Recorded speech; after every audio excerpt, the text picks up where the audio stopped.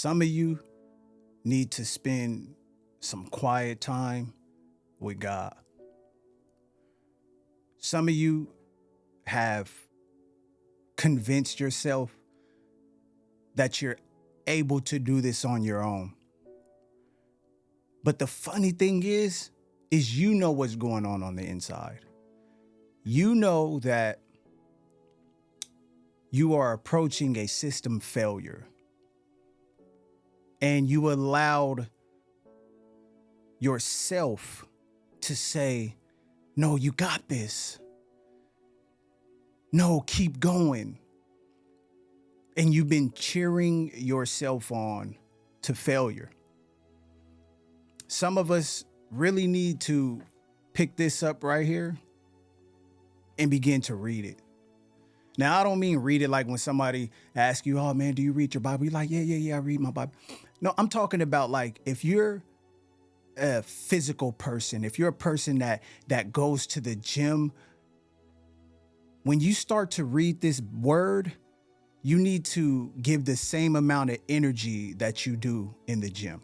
If you're an athlete, the amount of training you do and how much time you designate in that moment, when you're reading this word, it needs to be that intense. If you're a business person, the focus and the attention and the care that you give to your business is the same amount of care that you need to give the time when you're reading this word. Now, I know we have allowed the world to convince us otherwise. We've allowed the culture to tell us like, nah, you really don't need that, man. You got it. You could. But it's something about that alone time. It's something about that just you and God time that reveals what needs to be revealed. A lot of you are walking this road and you're carrying so much weight that you've become used to it. You become so used to carrying the weight that you don't want anyone, yet alone God, to help you bear it. So it's only a matter of time before you self-destruct. It's only a matter of time before you quit and stop or end up doing or being somewhere that you don't want to be. And the quick solution to that is you just saying to everyone and everything else, no, because I'm giving this moment, this time, my focus to God, to be replenished, to be restored, to be instructed, encouraged, to get direction, because you can't do it on your own. I'm letting you know now. And I have a confession to make. Me, myself, I've been dealing with and having a conflict of, I don't want to seem too Christian-y to my unbelieving friends, and I don't want to seem too worldly to my Christian friends, my brothers in the Lord. And it's really a conflict because I'm trying to please both sides. But in reality, I only could be who I am called to be. I only can display what God has put on the inside of me. So for me to try to please both parties, I'm doing nobody a good service. I'm actually causing more issues than solutions because I'm not fully engaging on either side. And you know how I found that out? You know how I figured that out? It's because I had some alone time. I had some alone time with God.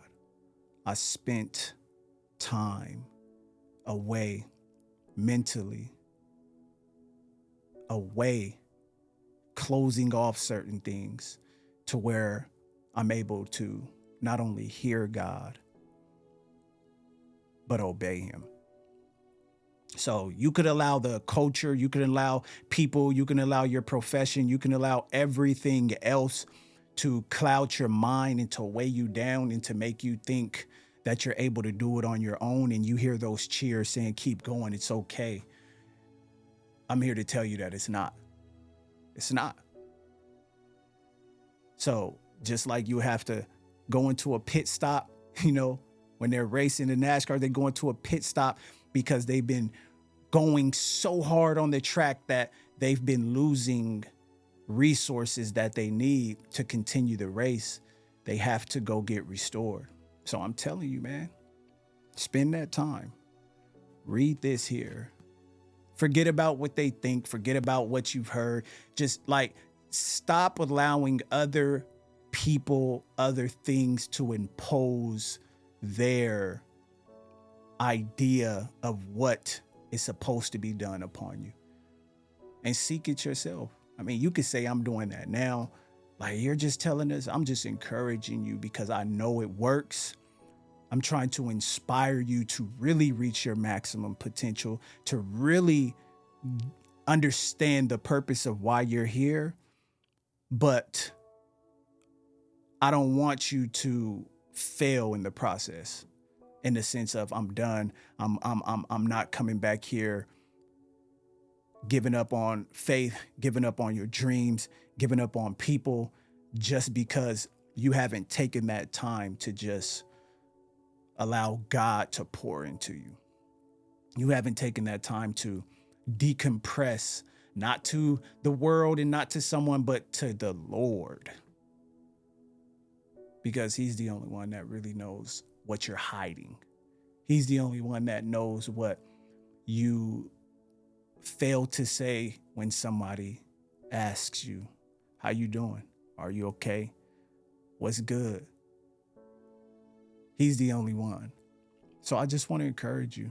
I really want to encourage you to put the same effort, the same intensity into your alone time with God, into reading the Bible,